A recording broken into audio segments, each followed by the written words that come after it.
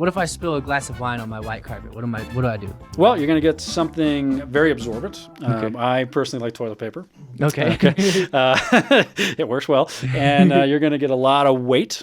So generally your best bet is the ball of your heel. And you're going to stand on one foot and you're going to compress. And you're just going to stand there for a minute. And that's going to cause a natural wicking reaction. Just like if you ever dunk a paper towel in a cup of water and you watch it kind of scooch up. So you're just going to keep doing that. And honestly, if you catch it right away and you keep doing that long enough, you will get 95% at least. Because carpet is plastic. Yeah. And I think a lot of times people see that and they're like, oh, it's a piece of fabric. It is not a piece of fabric. It is plastic. Interesting. And so when you take something way more absorbent like a toilet paper or paper towel and you put it on that material, it's going to want to transfer away. It doesn't want to be there. It wants to go to the most absorbent material nearby, which is also why it goes on the pad. But we're not going to talk about that. So, but as far as the carpet goes, you're going to compress that and push that up. And so you just keep doing that. And you get that to that carpet's 100% dry. If it's the right kind of carpet, you won't have any stain at all. A lot of new polyester materials, a lot of the newer generation of nylons with the built-in fluorocarbons, you're done. Okay, now let's just presume you're not lucky enough to have one of those very expensive carpets. So you have one of the older materials. After you've done all that absorbent work, I like good old-fashioned hydrogen peroxide. You can just get it at Walgreens. You don't need to go to Sally Beauty Supply and get the stuff that's going to take the color out of your hair. That stuff's too strong, and it'll burn your skin and possibly bleach the carpet. But you just mist it on there, and you'll watch a reaction occur as the oxidizers break down that material. So honestly, anything short of a wool carpet, this is totally safe. I always, as a disclaimer, to do a color safe test somewhere inconspicuous so I don't get any phone calls, people saying, oh, you told me to do this, I bleached my carpet out. But it's very safe. And that goes for any kind of organic material. So when we talk about organic, we always want to think about oxygen and how those kind of relate to each other. So urine, same thing, some oxidizer, red wine, coffee. Once you start getting to that other range of those man-made, those synthetic materials, Kool-Aid, hair dye, those aren't organic. Those oxidizers aren't going to do anything. So really, if you run one of those, you really need to call a professional. But even then, if you get a lot of organic stains going on, you're going to want to call a professional. You're going to sit there and buy 50 bottles of, Walgreens hydrogen peroxide. Give us a call. We're going to be able to do it, make it faster, make it more efficient. It's going to be a lot better. It's going to stay cleaner longer too. So especially compared to those little home rental units. So the most important thing is tackling it right when it happens. If you can, absolutely. But that's not always the case. I know my 16-year-old dog just passed away, and so I would have to leave her at home, and I felt bad because she was always used to wandering around the house, so I refused to kennel her because she would just cry all the time. But anyway, I'd come home and she'd peed on the floor, and it's long dry. So at that juncture, we're going to skip that absorbing process. We're going to straight to that peroxide, get a little damp, and then do some absorbing. And then once you feel like you've absorbed enough of that, wear some gloves because the peroxide will burn your skin a little bit, and then put that peroxide on and just leave it alone. So unfortunately, with the nature of carpet, because it is that plasticky material, it will be in the pad. And so when it comes to resolving those padding issues, I would recommend calling a professional. Don't try to uninstall your carpet and replace your padding yourself unless you want to. It's a lot of work. Do you guys replace padding? Yeah, on real bad ones. We call that a remediation. Okay. So generally, urine damage work kind of comes in 4 categories. We got light, heavy, subsurface, and remediation. So light is just we're doing our normal cleaning thing. We're adding disinfectants. We're adding oxidizers to help break down that material.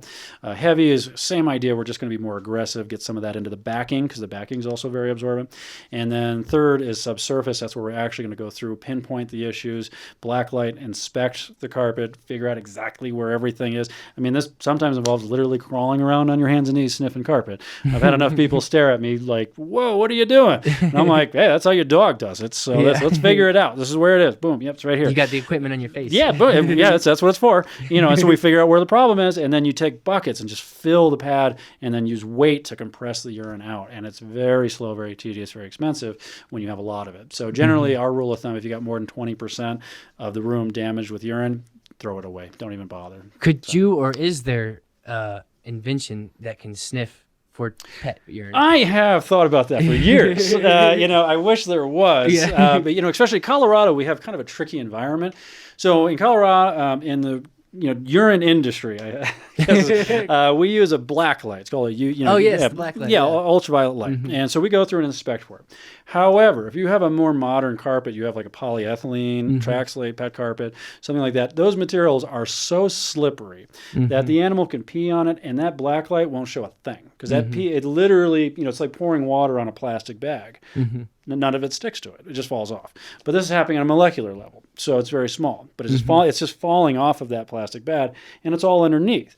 And at that juncture, you can't see it with a black light. And then so there's the other thing is we use like a moisture probe where we go around and stab the carpet, and because urine in humid climates, not here, will hold because it's got salt in it, and it holds moisture way longer. And the urine salts will actually set off moisture probes, very similar to using restoration. However, in Colorado, it's so dry. Yeah, it's dry here. It doesn't work. So unless you get it will work if you get like a long period of rain, where it's really humid in the house, it will actually work again because those urine salts will grab some more of those water molecules. But unfortunately here, that literally just comes down to A, I'm going to uninstall your carpet, or B, I'm going to smell it. In those cases, on those carpets that just won't show anything. And so if in a bad one, we'll just pull the carpet back, and you'll see it. It looks like a topographical map, of urine. Ding, ding, ding, ding, ding, just these little spots everywhere.